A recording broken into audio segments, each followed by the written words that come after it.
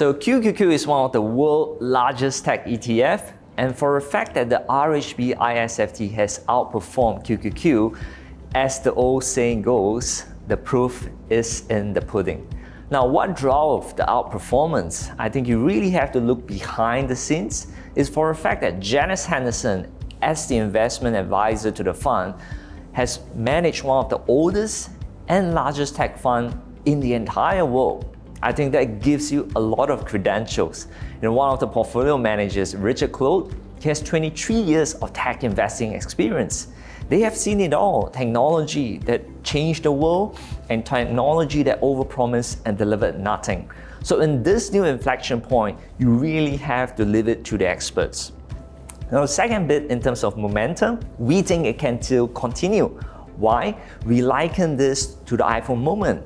Think about 2010, just 3 years after the launch of iPhone, and you say, oh, Apple is too expensive, this is such a hype, I'm gonna get out. Think about how disastrous that decision it would be. Apple is now worth $1.5 trillion. So exactly in this new AI era, we think we still have a lot of runway to go, and we're only in the early innings. So many people liken this to the new dot-com bubble, but it's very different. Back then, so long as you had a .com behind your name, your stocks did well, but eventually the bubble burst. Now 26 years later, it's very different. Tech companies are supported by great fundamentals, and just to give you an example, in the recent quarter, more than 80% of S&P 500 companies have beat their earning estimates. Examples of Nvidia, Broadcom, Micron, and the likes of Samsung. So it's very different now. But over here, I want to give a word of caution because not every company will do well in this new inflection point. Take high street retailers, for example. They say with internet, we're gonna sell so much more and we're gonna do phenomenally. But look what happened.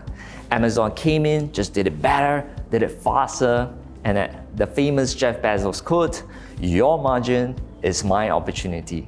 So again, there are two things we want to get it right. One, we want to get the AI winners. And second, and most importantly, we want to avoid the company that will be disrupted.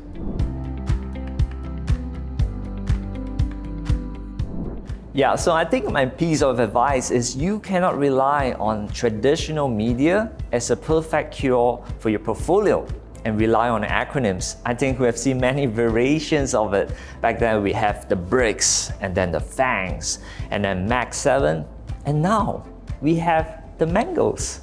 So these acronyms will come and go, but you can't just rely on them. For example, the MAC 7, in 2024, it worked perfectly well. But in 2025 and 2026, only about 2 to 3 out of the MAC 7 has outperformed the S&P 500.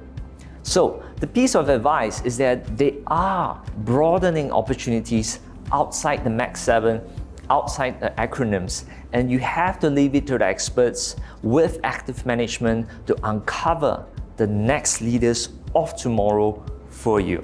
Thank you very much.